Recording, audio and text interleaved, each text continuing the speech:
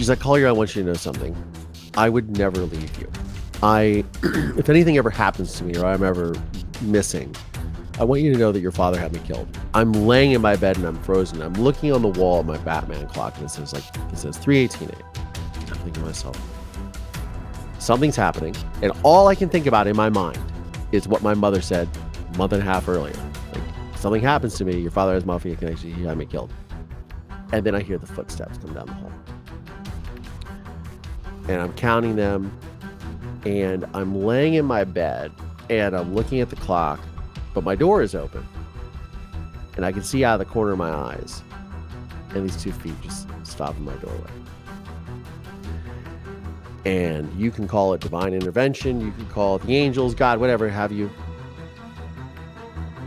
All that I can see to the marrow of my being, everything inside of me screaming, don't look up.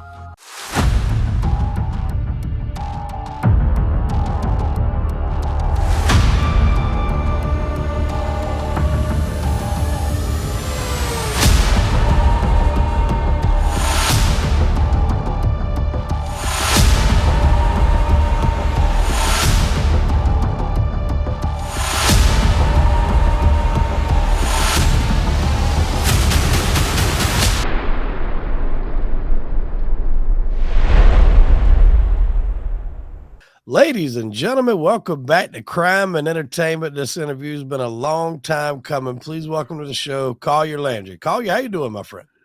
Man, Wade, you have like a whole, you sound very professional. And not that I didn't think you were, but like you got this, ladies and gentlemen, you're like me, man. Except you don't sing.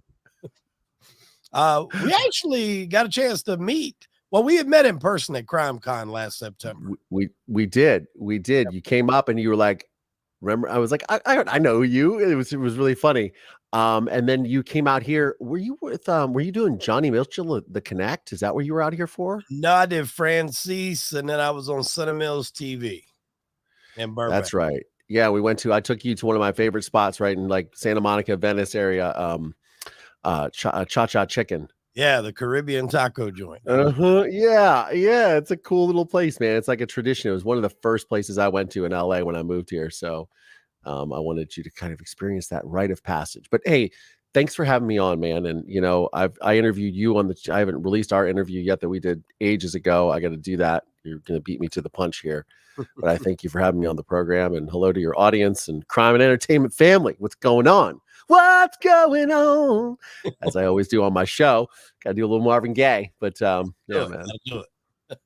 Well, you've got a very, very interesting story, man. And for people that maybe don't know who you are and aren't familiar with your backstory, I mean, you had probably, I would say, the worst sort of incident happen to you. I don't want to give too much away. I want to kind of let you paint this picture, but like, I don't know if you can have too much of a worst experience as a child that, really shaped your life. Yeah, that's a fun game to play. That's like a party game. Maybe it's a drinking game. I don't drink anymore, but like whose childhood trauma is worse? You know what I mean? Because that's a game, unfortunately, that like I always fucking win. I can cuss, right? Yes. Okay, cool. I always fucking win that game. It's so funny because, when I moved to Los Angeles, it's 2002, and I made some friends here, and not a lot of, I kept really quiet about my story, other than like, look, he's from Ohio, he's adopted, his dad killed his mom. Well, that's it, spoiler alert, guys. But nobody really knew the story, but like a few of my friends kind of like the late nights, drinking, hanging out, maybe smoking a little pot, and you just kind of like start to open up and you're hanging out. And they were, first of all, their chins, after they picked their chins up off the floor, they're just like this. But then we would be at a party or like a gathering or something like that, and somebody would be talking about something super heavy, and they're like, Collier, like, no, wait till you hear this motherfucker's story. Because you think you've dealt through some, and they're like, no, like white boy over there, like quarterback, high school jock, that guy. Nope, that was not my story. And people would just, and I just like kind of open up and be like this, and they'd be like, wait, wait, what? And it it is a tale. And for those of you that might know me, my name is Collier Landry. I am a filmmaker, and I'm a YouTuber and a podcaster. And I have a podcast called The Collier Landry Show, but I am probably most well known for making a film called A Murder in Mansfield, which in a nutshell is about the murder of my mother by my father and me returning to my small town in Ohio where all of this took place, Mansfield, Ohio. If you don't know Mansfield, you've probably seen the Shawshank Redemption if you're a fan of this channel. And that's where it was shot, in the prison in Mansfield, Ohio. And, you know, the story is I go back to confront and to look at the consequences of violence and how it affected my community, how it affected the ancillary victims. The main victim was my mother. And, it covers me going into therapy sessions and talking and just sort of bearing my soul, looking at the case files with the detective, who I'm going to get into in a second. And then finally confronting my father in prison with the one question that I really wanted to know, which is, why did you murder my mother? And you'll have to see the film. Spoiler alert, if you're watching this on YouTube, you can go to my channel, you can check it out, you can buy it right there, go to my website. I made it with Investigation Discovery, and it's directed by two-time Oscar winner Barbara Koppel. So I moved to Los Angeles with a specific reason to do something with this story that I'm going to just lay out for your audience. And I became a cinematographer, filmmaker, worked in the business. I worked as a model for years and then transitioned into working behind the camera. And then now I am in front of the camera again as a host and stuff like that. But when I was 11 years old, so let me go back a little bit. I grew up with what I would consider, I think anybody who grows up in any sort of, circumstance thinks that like their childhood experience is normal. I grew up the first 5 years of my life on a naval base outside of Dahlgren, Virginia. And when I was 5 years old, we moved to Mansfield. My father was a doctor in the Navy. And when we moved to Mansfield, he had taken over worked as a president of a hospital there. And his stint there was very short-lived because he ended up going into private practice about 18 months after we moved into Mansfield.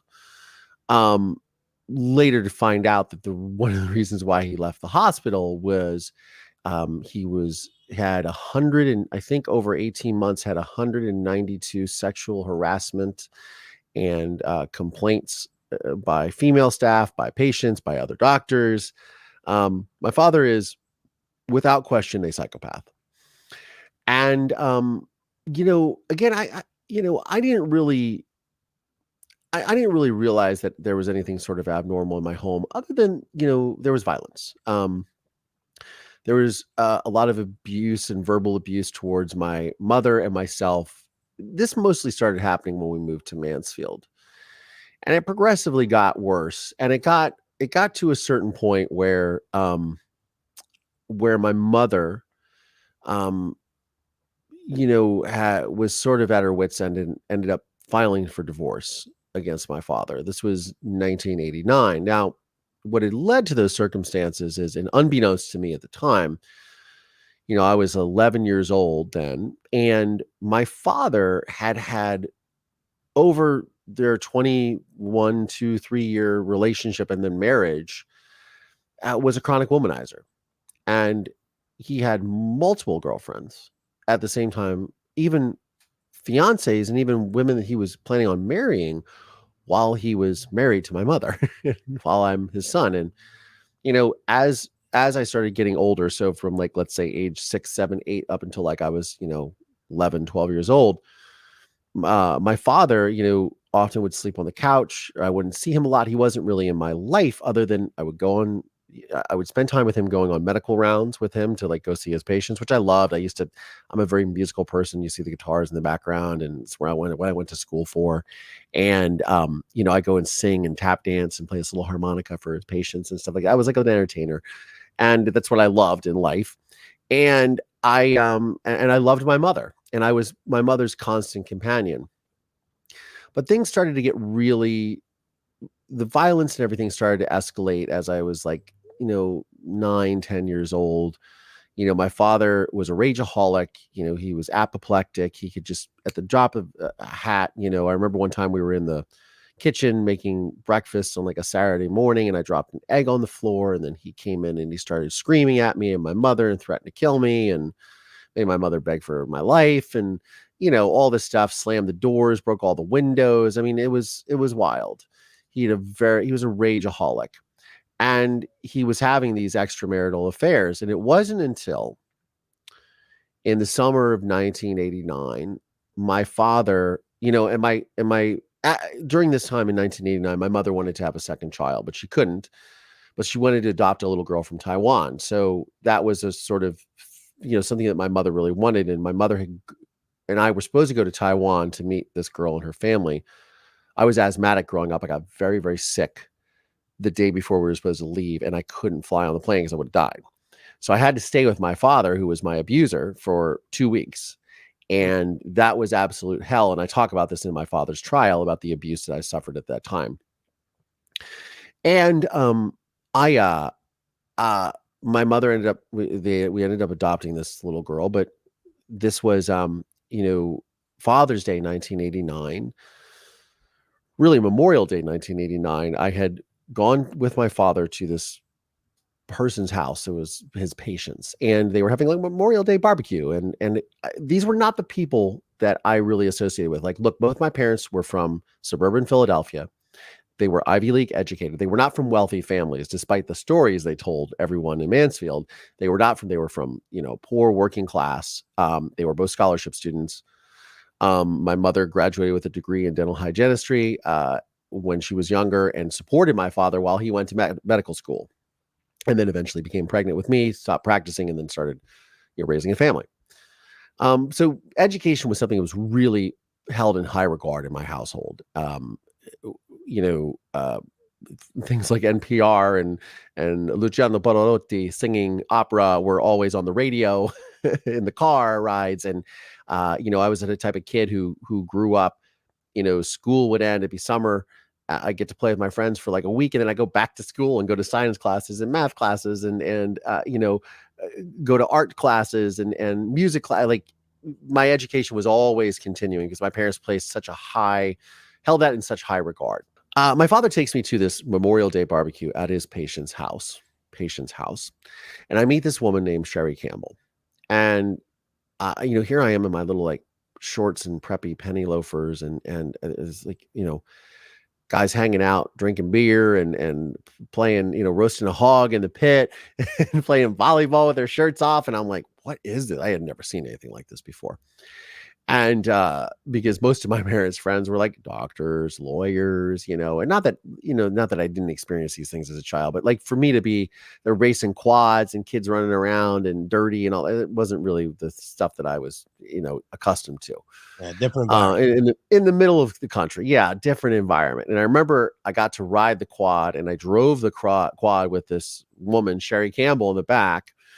And we were going towards a bridge, and I swerved to miss the bridge, and she almost flew off the back of the quad. The reason why this is important is it would have changed probably the entire arc of my life. But she didn't. Probably would have changed the entire arc of my life, but she did not fly off that quad, and we have a story to tell. So later on that night, I'm walking around the lake with Cherry's 2 kids, and we're like skipping stones or whatever. And I look back, and my father has his arm around her. And just kind of file that. And I'd never really seen that. And as we're getting ready to leave, my father gave her a kiss on the cheek, which was not abnormal. My parents kind of did the, like kind of European thing. That was their sort of vibe. But in the car, I was asking him, I said, so who is that woman, Daddy? And he said, well, that's Daddy's patient, Sherry, and she's terminally ill. So Daddy's been looking after her. And I was like, oh, man, like, wow, okay, that's horrible, Dad. I'm so sorry. Didn't really think anything of it. So fast forward a few weeks later, it's Father's Day. My father says, and this is like the late 80s, and he's going to go get a suntan, and he's going to go to the office and go to the top of the tanning salon.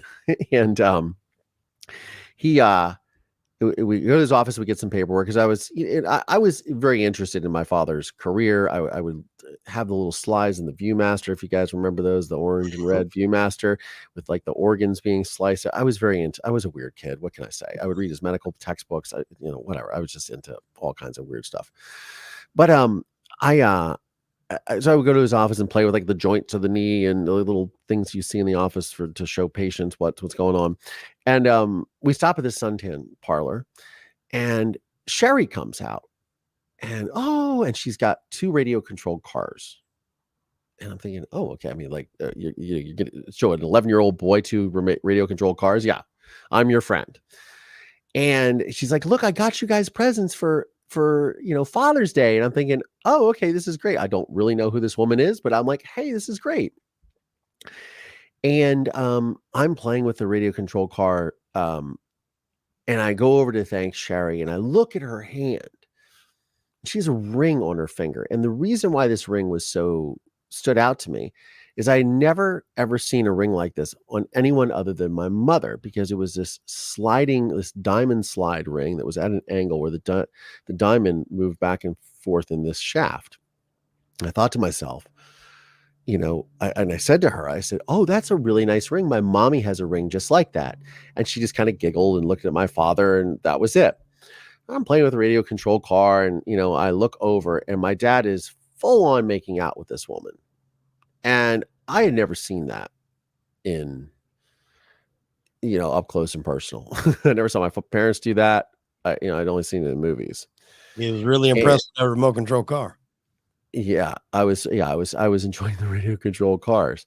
I think they were like Porsche, like they were like Formula One cars, like the like real streamlined, ones that can blow apart, going 250 miles an hour on a track, going through Paris. Anyways, so I'm like, wait, hold on, what is this? What's going on here? I don't say anything, and look, to be honest, like I'm afraid of my father most of the time. Anyways, my father, again, raging temper, very abusive to me. Things like playing catch out in the yard would always turn into him trying to throw the baseball as fast as he could at like my balls or at my head to try to injure me. Or him telling me things like, you're going to grow up to be a little faggot, on your mother is making you into, you're going to be gay, or you're going to be, which I'm not, by the way, but you're going to grow up, you're a pussy, you're not going to grow up to be a man. And just really, I don't know if you want to use the parlance of toxic masculinity, but he was very, aggressive and abusive. Was he a masculine guy? Yeah, he was a masculine dude. Yeah, he was, tall, like he's 6'3", 225 pounds, probably 30 pounds, played basketball. Like, he was like, yeah, he was like, he was a man, you know what I mean? Now, I don't think he was particularly handy around the house. I don't think you ask him to help you change your oil in your Mustang, but, but he was a guy, you know what I mean? And, I think that, played basketball in high school, and, he went to boarding school, so seminary school, and so he played on those teams, and so always the glory days of that type stuff. And but was in the Navy and what have you. Now, my father also would have this proclivity not only for violence, but had a proclivity for telling there's a great scene in True Romance when Christopher Walken is talking to Dennis Hopper, and he says, my father was a world champion heavyweight of all Sicilian liars. It's like, you can tell he's talking about how he's, can tell he's lying, right? Yeah. My father was also that world heavyweight champion, psychopathic, pathological liar. So I grew up with a lot of stories of how my father was a naval fighter pilot. He flew with the Blue Angels. He was a war hero in the Vietnam War. My father didn't serve in Vietnam. My father was in the Navy, but he was a doctor in the Navy. He wasn't a fighter pilot. He wasn't a lieutenant commander.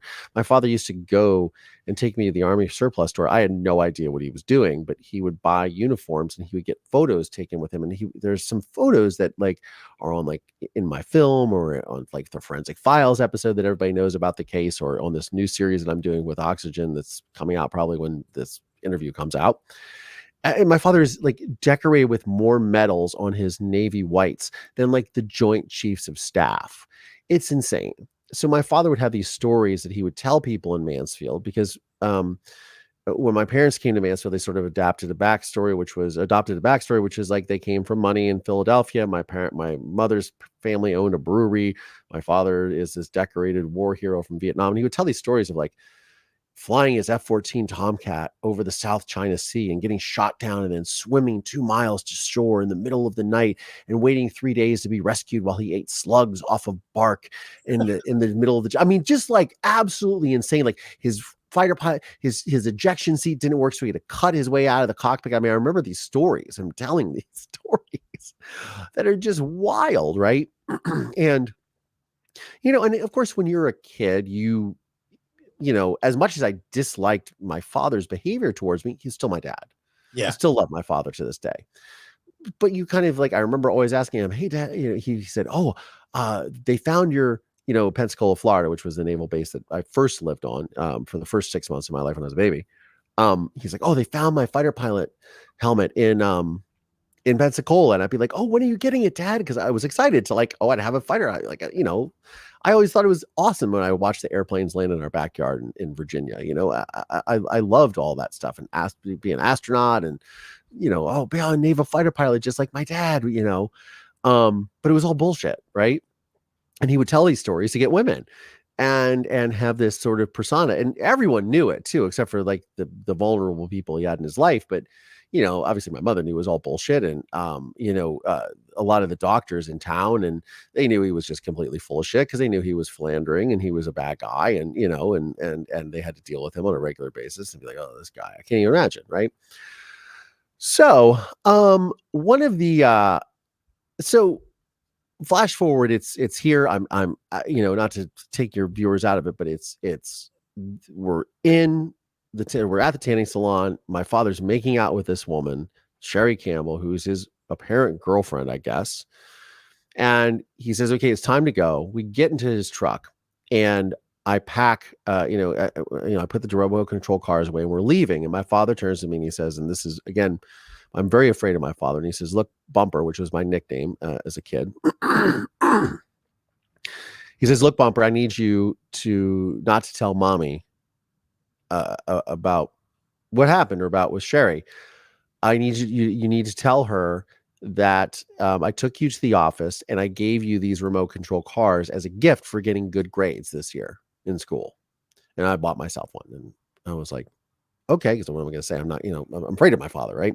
So of course I abide my father's rules, and I say I go home and tell the lie to my mom, and later on that night we go out to dinner. It's Father's Day, obviously.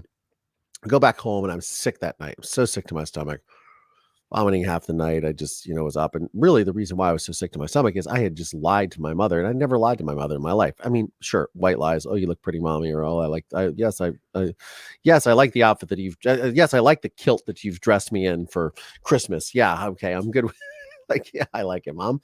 No, but in all seriousness, I knew that it was a really bad lie. And I knew that, and I'd heard stories, especially when we moved to Mansfield, about kids, whose dads were doctors who, would cheat on the mom. And, I kind of was very grateful a lot of my life that I did not have to worry about that. I didn't have to, I had a mother and father that loved me. That I came from a home that was what I thought was normal and functional, and we had this great life. I thought, and I was always with my mom, but I thought, okay, and it's not as bad as other kids have it, right? Yeah. So I had this, innate fear of my father again, because I lied to my mother. I've never lied to my mother before. And the next morning, what happens is, so I may, obviously I get through the night, and I'm, obviously he was sick and sick with the fact that I lied to my mother. Next morning, my father is gone. I'm outside playing with a remote control car in the driveway, and I'm just so overwhelmed by guilt. I come in and I'm just, because I cannot shake the fact that I just saw my father make out with another woman. I just was like, and the ring and all this stuff. I'm just like, this is insane. Like there, like something doesn't make sense. And again, I remember the stories of my friends about their dads, and like mom, being cheated on by the dad and having the mistress and etc. And I'm like, I think this is what's happening to me right now. So I go and my mother's sitting on the porch, and I say, "Mommy, I have something to tell you." And I told her, and I was like, "Look, I lied to you about where I lied to you about the the radio control cars, what happened. I Daddy asked me to lie, but this is what happened. I think Daddy's having an affair." I told her about Sherry. I told her about making out and all this stuff, and she's just and she's looking at me, and she's like, "Well, I appreciate you telling me the truth. I'm not pleased that you lied to me, but I understand why you did, and your father should never have asked you to lie to me," and et cetera, et cetera. So then she goes into the other room, and I just hear a lot of yelling on the phone. And now, unbeknownst to me at this time, my mother was well aware of who Sherry Campbell was. My mother was aware of all the other girlfriends that my father had, the women that he proposed to. I remember him taking us to took us, we would, every year we would go on these medical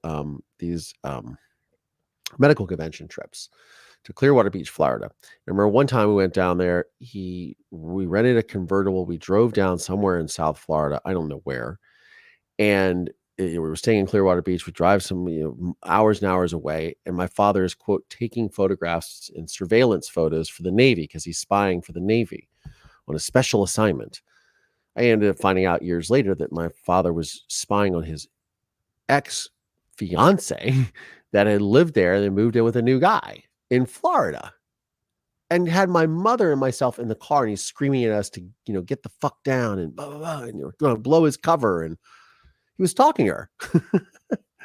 And I that's the type of stuff that I grew up with. And so my mother was aware of all of this going on, and she was even more aware of the fact that this girlfriend or mistress, Sherry Campbell, was pregnant. And I guess apparently the deal was with my parents is that my mother said to my father, like, "Look, do whatever the hell you want, Jack. Take care of our family and don't involve Collier in your bullshit." So that's what pissed her off, that he subjected you to it. Yeah. And when he introduced me to Sherry, he had crossed the line in the sand. He had crossed the Rubicon.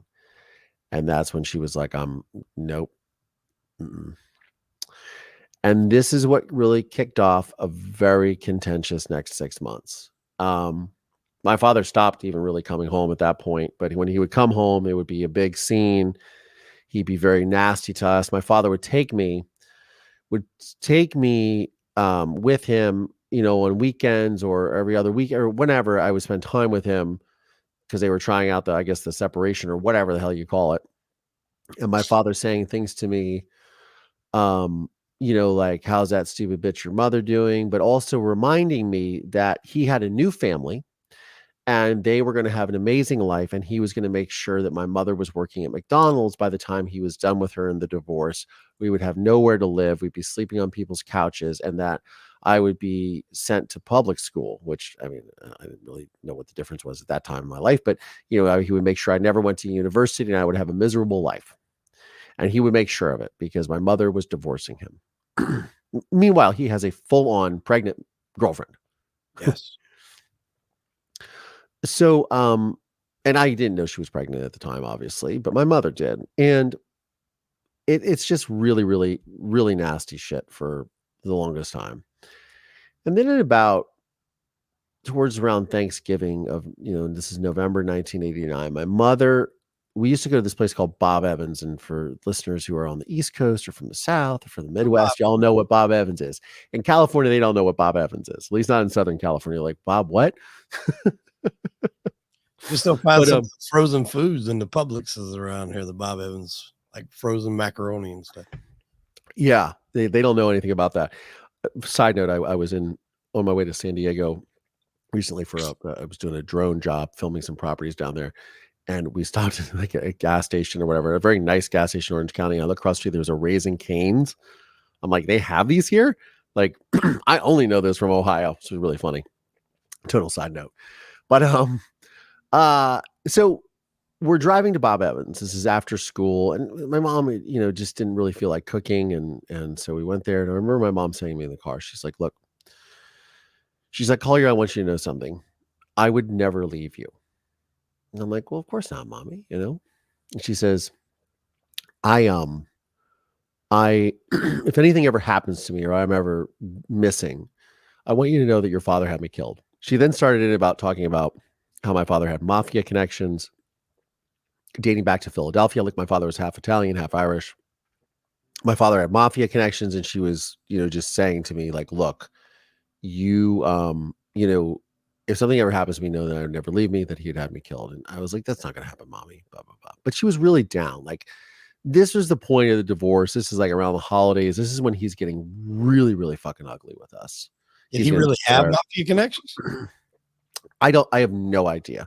Now I know that some people in my family I ended up finding out later. There are some of them were mob attorneys. I'm from Philadelphia. On both sides, the Irish and Italian sides, there were some connections to, nefarious characters. Okay. A great grandfather got pushed down an elevator shaft, because he was a building inspector, things like that. So yeah, there were some shenanigans in the past that I found out about. But she tells me this, and I'm just like, okay. So, but it just kind of stuck in the back of my mind. So I I you know it's really hard around the holidays, and one of the people who was closest, two of the people who were closest to my mother, was my father's mother, my grandmother Christine, my Grammy. Like her and my mother were almost like sisters. Like they were both into fashion, they were both into art, they both loved shopping together. Like they were attached to the hip sometimes. And the other person that my mother was probably in all likelihood her best friend up until that time was my father's brother, my uncle Charles, who was my godfather. They would always talk on the phone. I'd always talk to him. We had a great relationship. I loved my uncle Charlie. Um, that Christmas, my grandmother was supposed to come stay with us, but she always had, like, I think she had pneumonia at the time. So she didn't come. So Christmas was kind of a bummer or whatever. I got a Nintendo for Christmas. I was the last kid in my friend group to get a Nintendo like 4 years later. But it wasn't a happy time for sure. So New Year's rolls around December 30th, 1989, and my my father shows up that night with my grandmother. And that night my grandmother comes, I give her Christmas presents. I'm talking to her, I'm talking to my mother. I give my grandmother a hug and a kiss, "Good night, Grammy." I give my mother a hug and a kiss, "Good night, mommy," and I go to bed. Around like 3:15 in the morning, I am jolted awake. I'm like a very sound sleeper. I'm jolted awake. And I hear these two loud thuds, separated by about 60 seconds apart, 60, 90 seconds apart. And in between that, I can hear my father's voice muttering. And I always slept with my bedroom door open as a kid. And my mother's bedroom was probably a good, as the crow flies, maybe like 15, 18, 20 feet away, to her bed from my bed, right? To the wall, everything. And I'm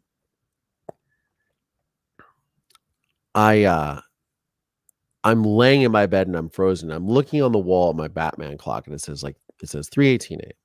I'm thinking to myself, something's happening. And all I can think about in my mind is what my mother said a month and a half earlier. Like, if something happens to me, your father has mafia connections, he had me killed.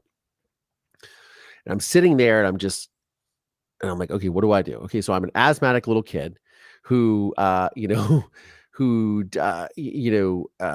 is going to be facing a much bigger person who could, kill me, and my father. And I'm laying there and I'm thinking to myself, okay, so I gotta figure this out.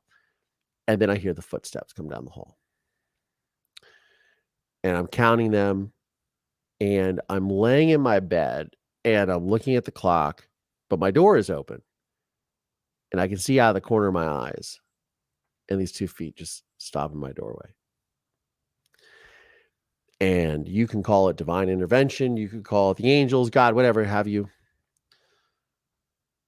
All of it, I can to the marrow of my being, everything inside of me screaming, don't look up.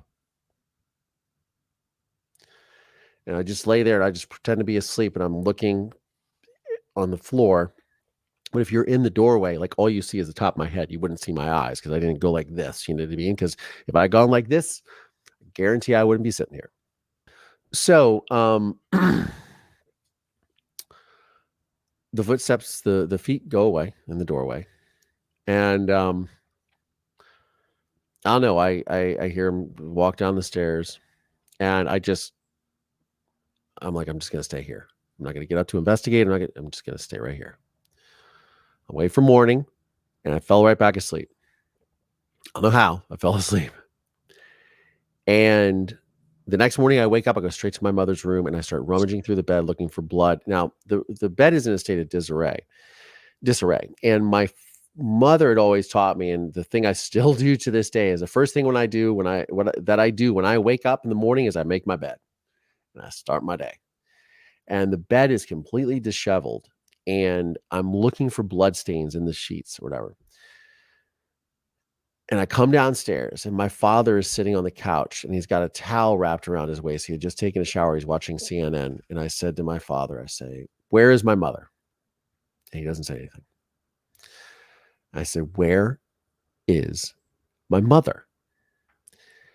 And he looks up so calmly, collectedly, icily, and just says to me, well, mommy took a little vacation, Collier. And at that moment, I knew. Now, I might not have been 100% convinced that he killed her. I sure as hell knew that he has done something to her. So my father then kind of launches into this sort of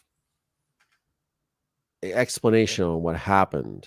Because I say, well, what are these noises? And he starts to tell me this whole story about how my mother and him got into an argument. And she came downstairs and I said, well, what about these loud thuds I heard? Oh, no, you were hearing those from downstairs. Is when your mother threw her purse at me and threw all her credit cards at me and the purse hit the wall because I ducked the purse and it hit the wall.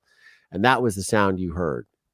And he said, my mother and him got into an argument and she stormed out of the house on December 31st, 1989, in the middle of an Ohio winter without a coat, without her kids, and got into some car that was waiting at the end of our driveway and vanished like a fart in the wind.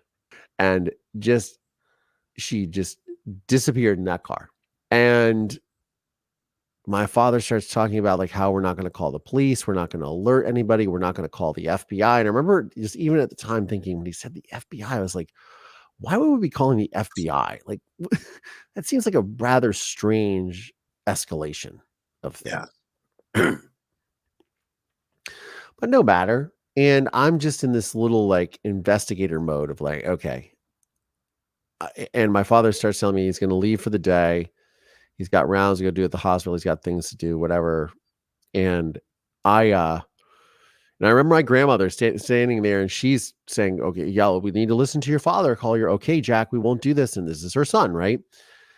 And he's explaining this whole story to us. And I'm like, nah. As soon as this motherfucker leaves, I'm calling somebody. So one of the things I had done when all the stuff started going down, and after my mom mentioned the whole thing about about my father, potentially killing her, having her killed, and mafia connections, et cetera, is I took a piece of paper and I wrote down all my mom's friends' phone numbers and names and put it in this stuffed Garfield that I had in my room. It was a Christmas Garfield and stuck it in its little hat. So my mom had just got a cordless phone. My dad leaves. My grandmother is, in the kitchen making breakfast, whatever. I grab that cordless phone. I sneak upstairs and I lock myself in my mother's bathroom and I call all the names on that list. I just started telling everybody, this is what happened. Call the police. Because I can't call the police, but you can. I'm not supposed to call the police. And 2 uniformed officers come out a little later that day, and my grandmother is apoplectic. She is, how dare you call the police? I'm waiting until I tell your father, blah, blah, blah. I'm like, I didn't call the cops because I technically did not call the cops. And I'm leading them around, and my grandmother's hovering over me like a hawk. And I'm trying to get like one of them to like pull them away to be like, this is what's going on. This is what I heard, but I can't say anything because my grandmother is like, so they come upstairs, they're looking in my mom's bedroom, just kind of like checking stuff out, whatever, nothing, nothing out of the ordinary. I do get one of them aside and I say, look, I wouldn't trust my father as far as I could throw him, which is what my mother used to say. Mm-hmm. And they leave. Nothing happens. Days go by. I call my mother's friends again. My dad comes home that night and it's just super weird. And that night his divorce attorney is there in our house and they're talking about stuff. And I'm just like, this is just too weird. So a couple of days go by or a day goes by and there's nothing happening. I call my mother's friends and I'm like, what's going on? And they're like, well, it's a missing persons case. I'm like, okay, she's not just like missing. She didn't just go somewhere. Something's happened to her. Again, one of these divine intervention, like by the grace of God, whatever you want to call it, a detective by the name of David Messmore, who had just gone back to work. This is, I think, January the 2nd.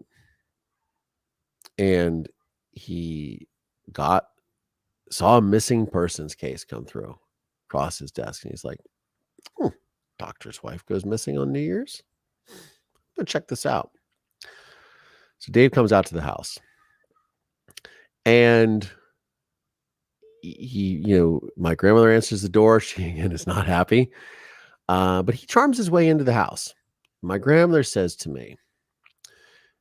him, she's like, wait till I call my son. He's a doctor, but I'm going to go call my son. So she storms off to the kitchen to get the phone and call my dad.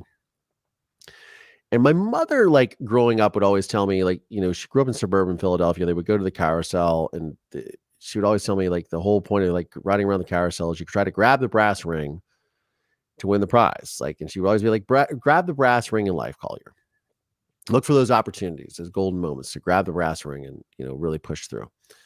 So I realized that in this finite amount of time that I have with Dave, when my grandmother is not there, and I got this detective standing in front of me, like, this is the golden opportunity to convince this dude, like, look, this is some serious shit that's happening. So she leaves and I say, look, my mother would never leave me. Something has happened to her. Give me your card, or I go to school tomorrow. I will call you, or I want to talk to you, but I can't talk here. It's not safe. He's kind of looking at me, but he's like, this kid, there's something about this kid. So I go to school the next day, essentially my grandmother comes back and she's yelling at him, Dad, and he goes, okay, I'm going to come back later and talk to the doctor. So he actually came back later that night, but my dad's attorney was there and wouldn't let him talk to anybody. And no, we're not talking. We're not commenting. She just ran away and yada, yada, yada, whatever bullshit story it was. So next day I go to school and go to the principal's office. And I say, I want you to contact the Mansfield Police Department. This guy, Dave Messmore. I want to talk to him. And at the same time, he was calling the school. He was going to call the school to talk to me. So he came down to the school and I sat there and I laid out the entirety of my life and my parents' relationship, all about Sherry Campbell, all about my father's proclivity for violence, the way he treated my mother and I, all the, meeting Sherry, the girlfriend, the ring, my father, all this stuff.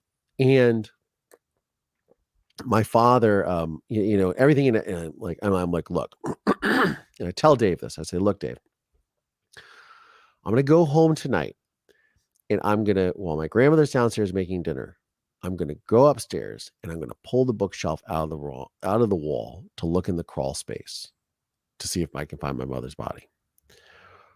I'm going to go into her bedroom. I'm going to rummage through stuff and see if I can find her purse. Cause if she would never leave the house without this one purse. I know it. She always carried it, all this stuff. I'm going to start looking for clues to you. And I think he's looking at me as I'm like, I don't know who this kid is, but Look, I was a Boy Scout growing up, so maybe call it that or Weebelows or whatever. But I I was very determined. Like, I'm gonna find out what this guy did. I'm gonna find out what my father, because I knew, and I also knew at the time too that my time was also very finite, because my father could yank me out of school at any time and be like, oh, well, I'm gonna send him to a tutor or whatever. I knew that school was like my safety zone, which is, a lot of kids, when I think back on this, a lot of kids have that opportunity when they're in school.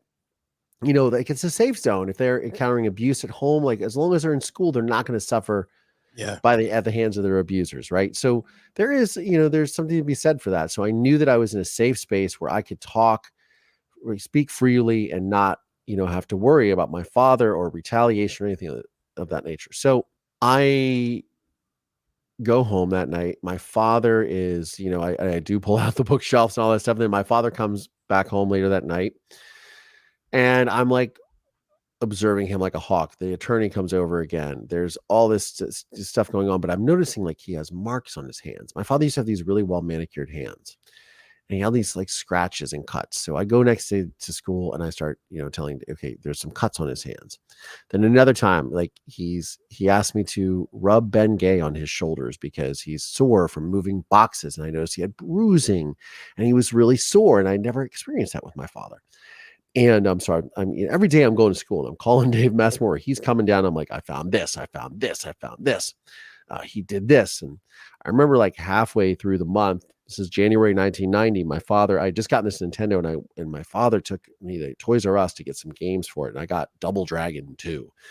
And I was playing it. And my father was like, what is this game you're playing? This is a violent game. I never would have got this for you. And I'm looking at my father. I'm like, you're the one who would, smack the shit out of me for covering my eyes when you're watching a violent movie on television, and you're upset that I'm playing. His whole demeanor, everything about his nature was just weird.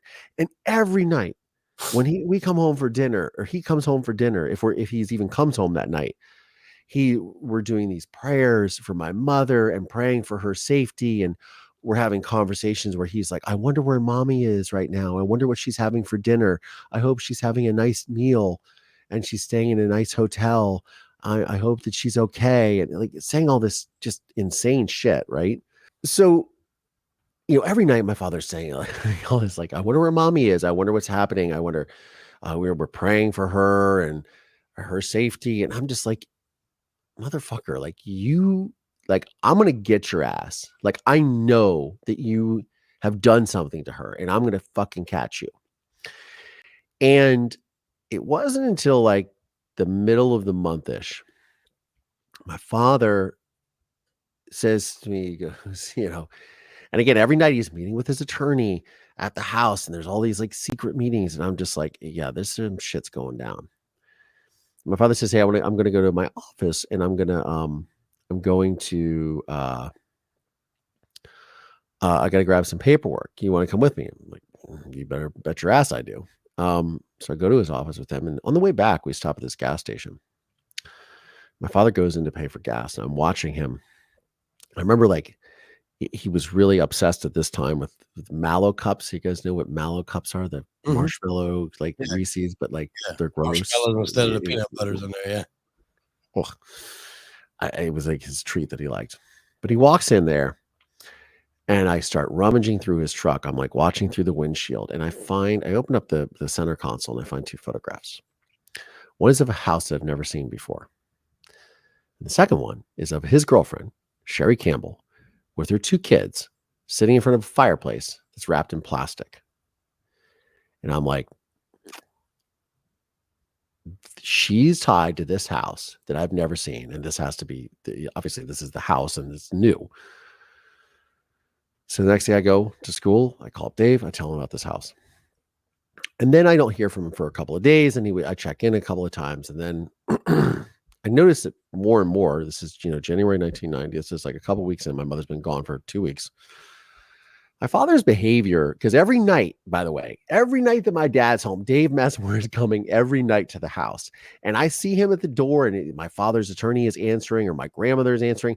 And I'm making eye contact with Dave, like, we got this secret, we're doing this investigation together. You know what I mean? I'm eyeballing him, like, but I like don't know him. Like, oh, who is this person? Why does he keep coming around, Daddy? But I'm knowing that, like, hey, he's coming around because I'm fucking telling him about you. You Yeah. know, we're gonna get your ass. So my father's under more and more duress. And one night, my father says to me, this is probably like around the 19th or 20th of January. He says, Collier, I know it's been really, really hard on the family. Mommy, has left us in such a state of disarray.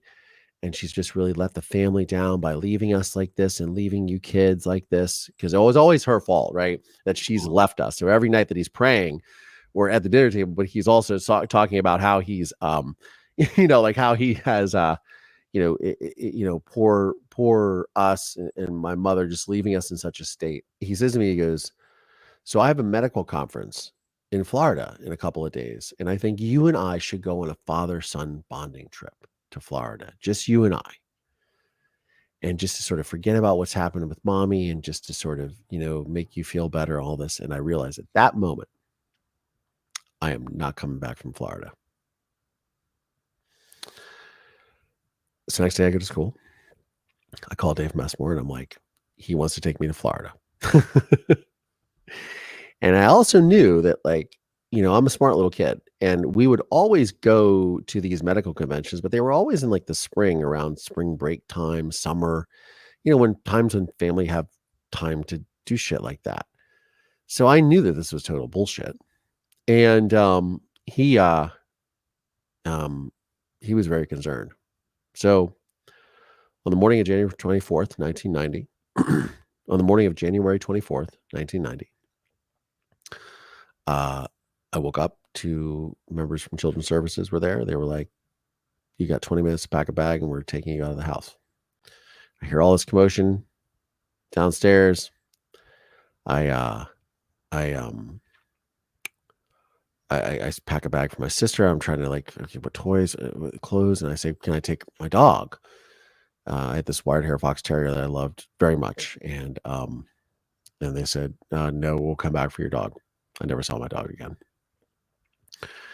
And come down the stairs, and my entire house is filled with men and women in white lab coats, police cars outside, lights flashing. Dave Messmore serving a search warrant on my grandmother to search the house.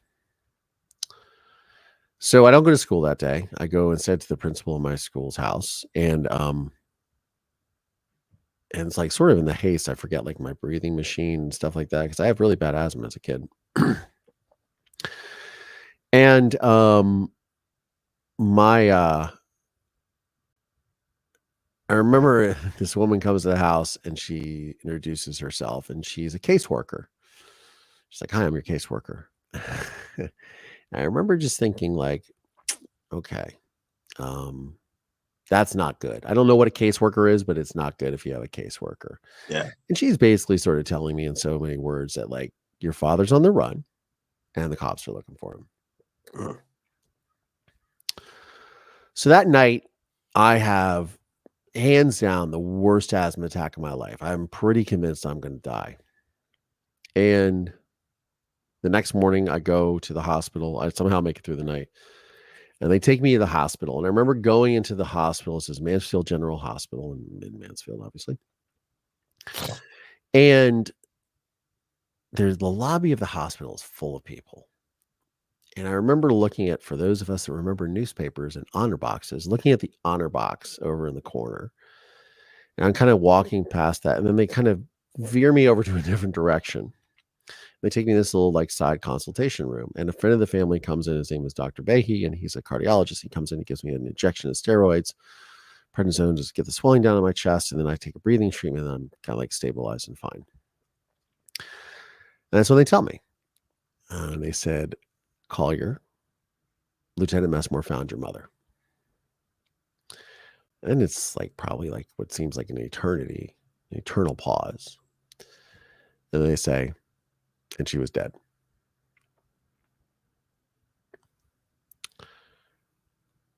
Now,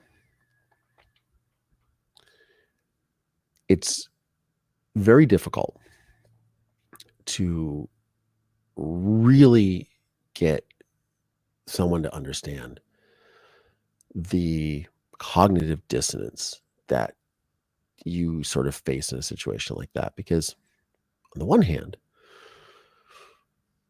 what you have thought in your head or known what it was probably true was actually true. Like, you weren't gaslighting yourself. You didn't make all this shit up. What you thought happened to your mother was true. On the flip side, the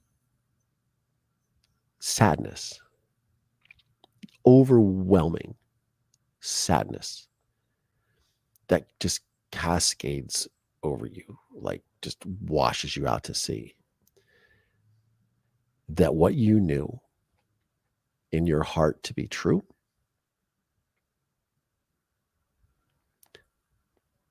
it was true. And your life would never be the same. And at 11, you're having to take all that in. You're still 11 because it's only less than a month after. Yeah, I was a month away from my 12th birthday, and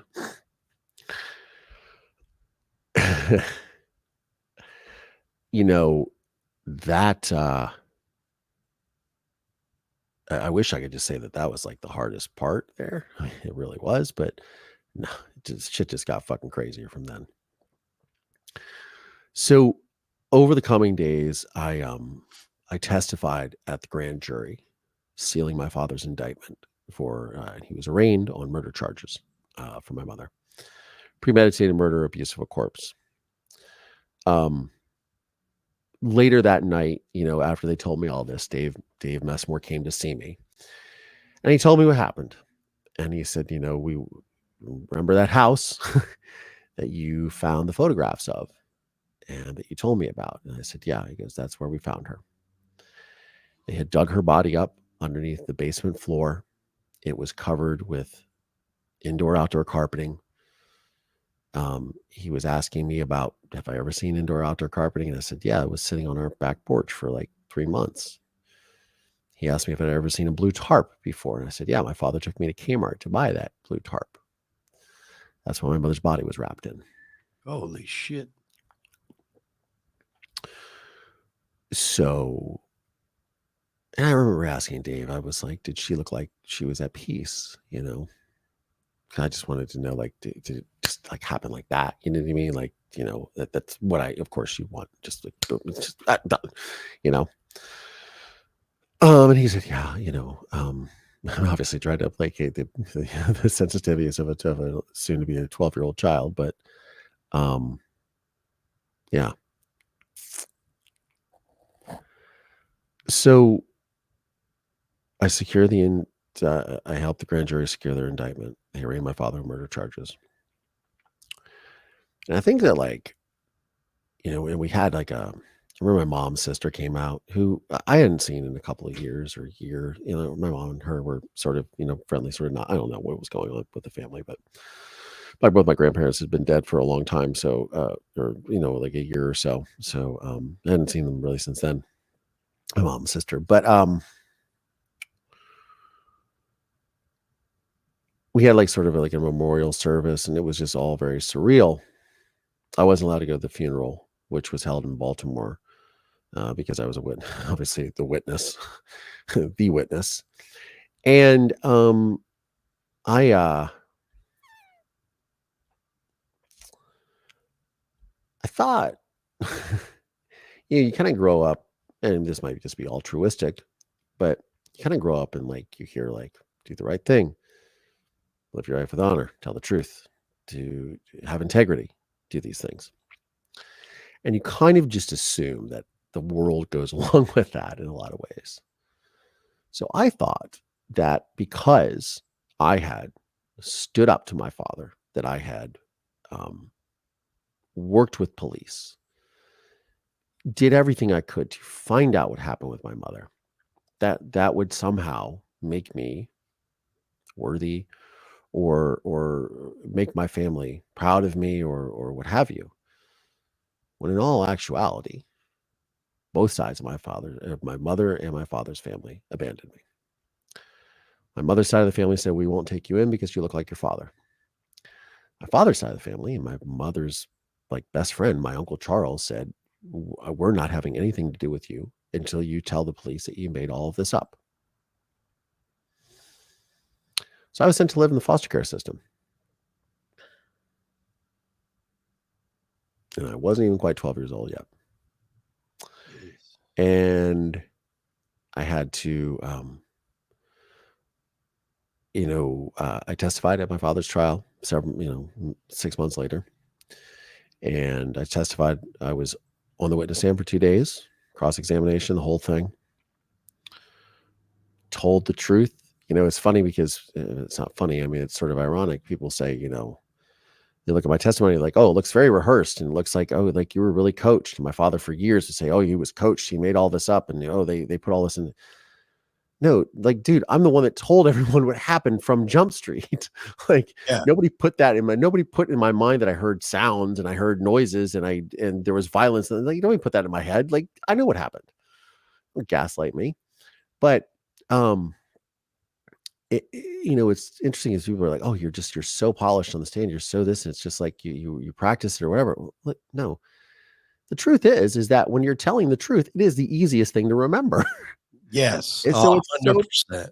it's so pure it flows. So there's nothing to like make up. You're not trying to recall facts that you've somehow manipulated in your mind. You're like, no, this is what happened. Like, and that was one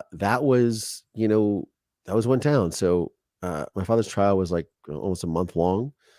Jury found him guilty, and he is still incarcerated to this day.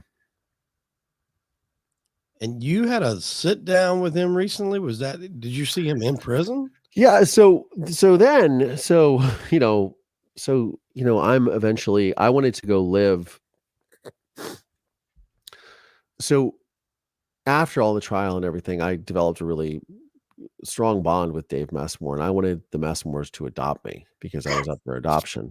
And my family didn't want me, so I was like, I want to be with the family that I want to have, right? So they were not awarded custody of me, which was at the time a really big blow because I just kind of wanted a happy ending. But Dave, the probate judge that was in charge of, or the juvenile court judge, had a run-in with Dave, was investigated by him for some corruption, so did not award him custody of me.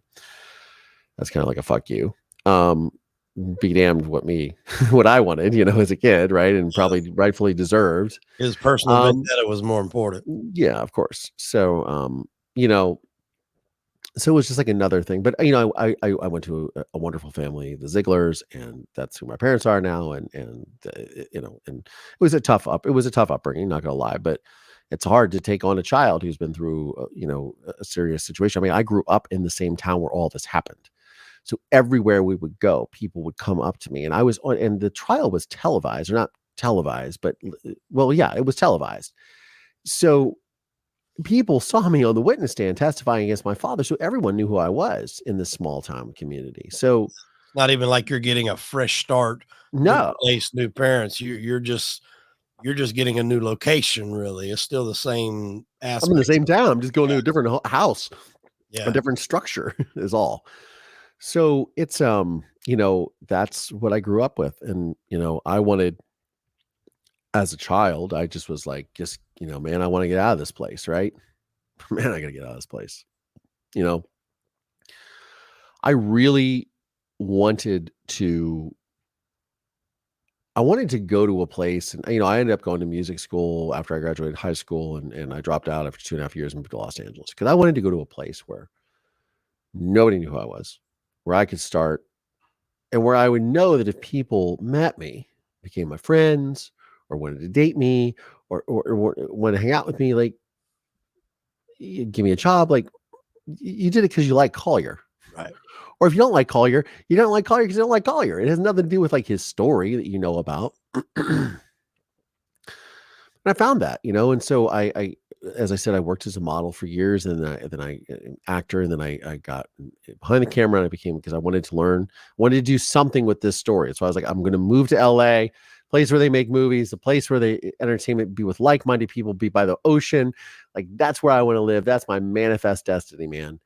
And that is where I was like, okay, this is where I'm going to get all this together. And I learned the craft of filmmaking.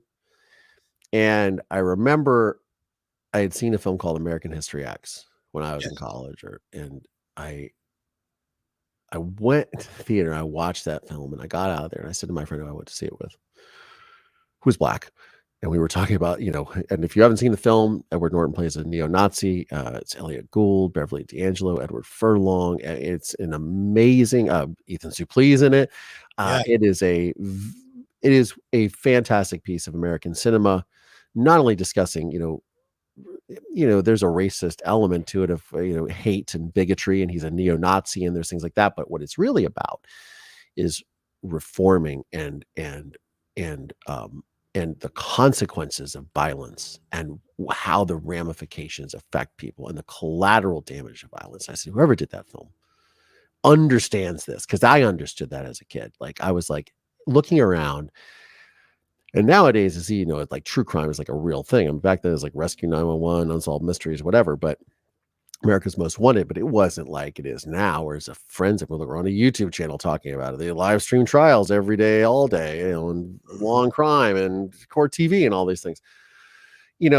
I the but to me, what was most important was that we don't forget about because I felt like, okay, the victim is dead, the bad guy goes to jail, the state gets his restitution, the gavel hits, and we say next, and we don't look at the people who are involved, the law enforcement officers that work the case, the friends of the victim, and the family members, and the people, the children who are left over from the perpetrator and the victim. You know what I mean? I mean, I'm the son of a murderer and his victim. Mhm. You know what I mean? So I have this really unique perspective on all this stuff. And I kept thinking, like, why doesn't anyone look at this shit? Because this is really what's important. How these things affect the world around us. My whole community was divided over it, torn apart. Because my father was a really good doctor. He had a lot of patients who really loved him. And so there were a lot of people that were like, no, he couldn't have done this. He couldn't have done this. And of course, that's his story, right? But so I wanted to do something with all this. And I saw this film. I said, whoever did this, they understand the consequences of violence. Flash forward almost 10 years later, my girlfriend at the time, she gets a message on MySpace. This guy is a movie producer, and he's shooting a coffee table book. And she was a model, so she was, always shooting. And she's like, this guy is a movie producer, but he's making this book and he wants to photograph me. And he's done all these movies, and he did like Booty Call and Havoc and 11/14, this movie called Kingdom Come. And she's like, American History. I was like, American History X? And she's like, yeah. I was like, get him over here. And that man's name was John Morrissey, and he and I became friends, and we spoke to him this morning. And we are still friends to this day. And, I was like, this is one of the most impactful films I've ever seen in my life about the consequences of violence. And you really get it. And we became friends, and over the years, and he was talking about doing some really stupid project. And I said, no, here's what you should do, man. Because I have an idea. It was about to do a docuseries about the consequences of violence in America, examining separate cases, then saying, okay, how these impacted the communities, et cetera. And I was like, here's the best news. I go and I give him this book that's right over my shoulder here that somebody gave me when I turned like 18, which is all the newspaper clippings from when my mother went missing through the trial. I handed him this book and I said, I got the pilot episode. Here it is. Look at this and let me know what you think. And he calls me the next day and he goes, holy shit, man, this is your life. He's like, I knew your dad killed your mom, whatever.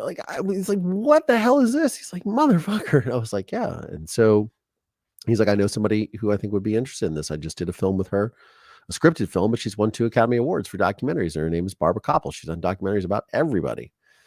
And we started putting together the process. And what ended up happening is I made A Murder in Mansfield.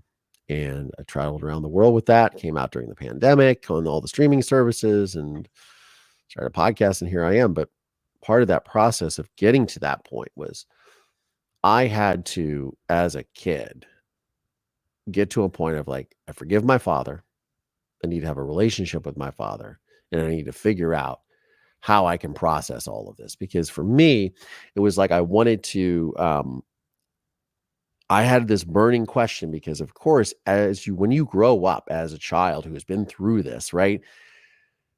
I would date girls and I would obviously tell them the story, and then they tell their family or whatever. They'd be like, "Oh, wait, what? This guy's dad murdered his mom? Like, I don't want you to date this guy. Like, the apple doesn't fall far from the tree." So you live with a lot of the stigma Mhm. growing up when you're, and this is one of the things I talk about, like people who come through violent crime, they live with the stigma of like, oh, well, yeah, the apple doesn't fall far. Oh, if they can do it, then their son or daughter can, or they're a psycho too, or they're, we live with that. It's a real thing.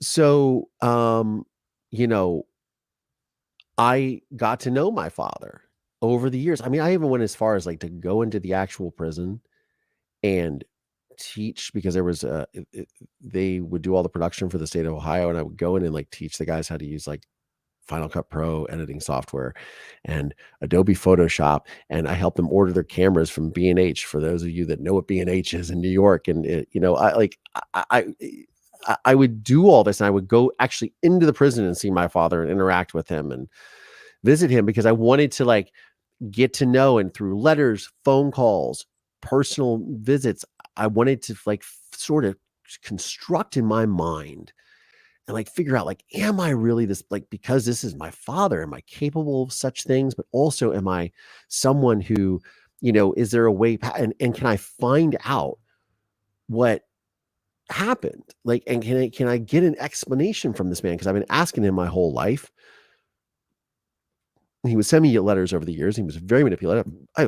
Excuse me, I have like 500 letters from my father, manipulative and just like blaming me.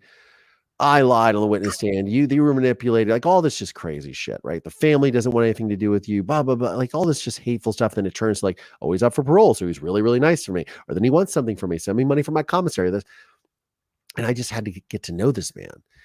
And it was also like, I'm doing research, and here I am out making films and music videos. I mean, I've directed music videos that are here on YouTube that have 1.5 billion views. Like as a creator, I've got like billions of views of my content, right? That I've made for people. And I just honed my craft, and then it was like it was all for one. Ultimately, like, yeah, it afforded me a career. It comes in handy when you become a content creator yourself, but it was all to really answer one question, which is, well, really two, which is, why did you murder my mother? And am I capable of such a thing? Like, I got to know this, and getting to know that. And so I made a film called A Murder in Mansfield, and I convinced the state of Ohio to let me come into the prison and sit down and interview my father and ask him the tough question and try to get some clarity, and to try to figure out like what all this looks like for the first time in my life. Like actually say, why did you murder my mother? And I thought it was an answer that I really, really needed to know. And he realized that like, no, that's not what I needed. I just needed to like look across from him and realize that like I'm not that man. Did a TED talk about this. I've talked about this ad nauseum on my show. Like you just have to have that moment, right? Yeah. You have to have that moment where you're like, I'm not that person.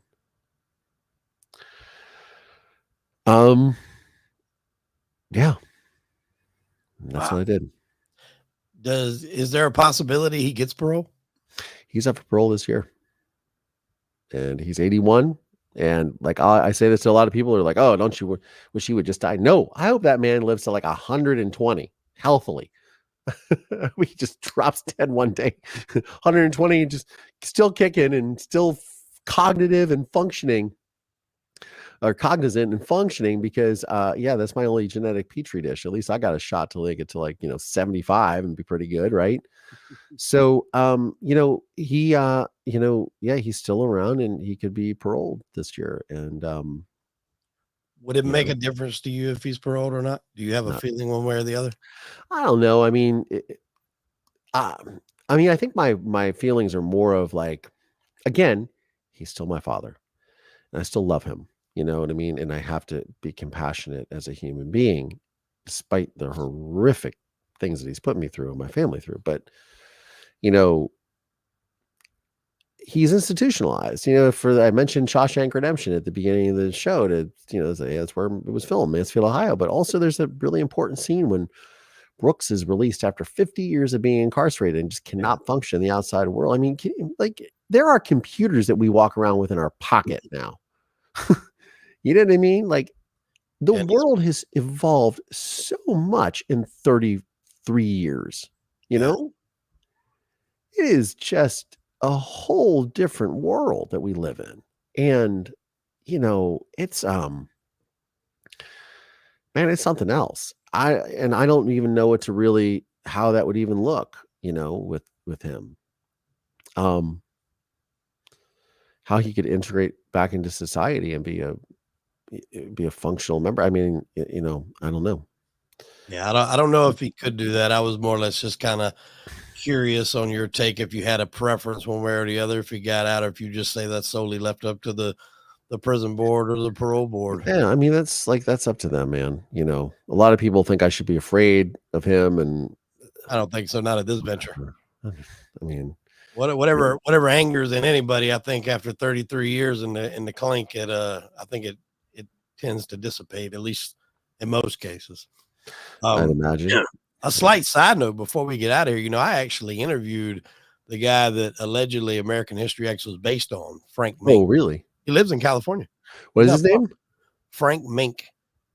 Oh, really? Okay. So his stance is, and I asked him this question. I was like, "Is this a movie about it?" He's like, "Look, he's like, American History X is not my movie."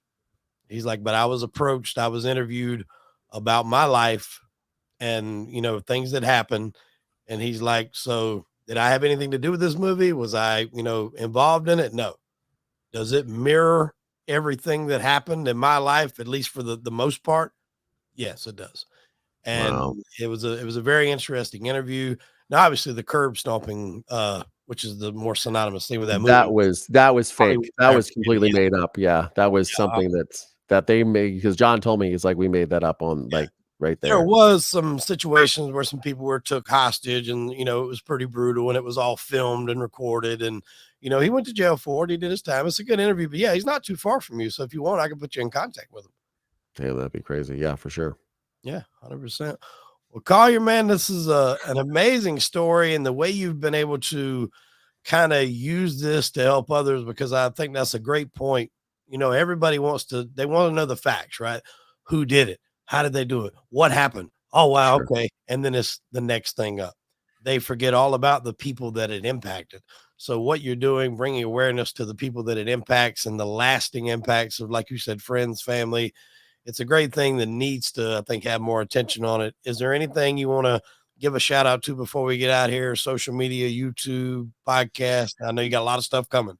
Yeah, so you guys can find me and everywhere at Collier Landry. I'm here on YouTube. I'm at like 57,000 subs, and you know, I have my podcast is now called The Collier Landry Show. It was Moving Past Murder, that was Moving Past Trauma. Then I'm like, I've got to skip the names. The Collier Landry Show. Yeah. Now watch next week, I'll change the name of it. But yeah, I have a podcast. I talk about, you know, true crime and pop culture, and then you know, and I interview people like grief experts or victims or survivors who have been through.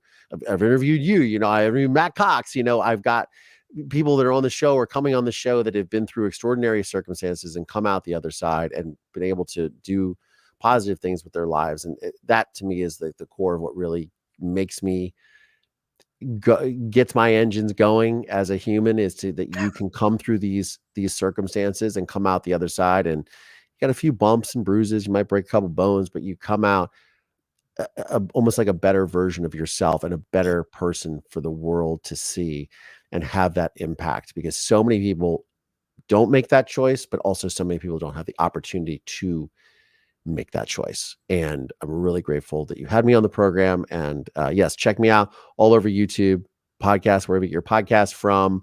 Check out my website. I do coaching. I do all these things. And I'm around all the social medias, and, you know, TikTok. I have a huge following, and Instagram and all that stuff. So Wade, thank you so much for having me on Crime and Entertainment, man. Hollywood Wade in the house. So good to be with you.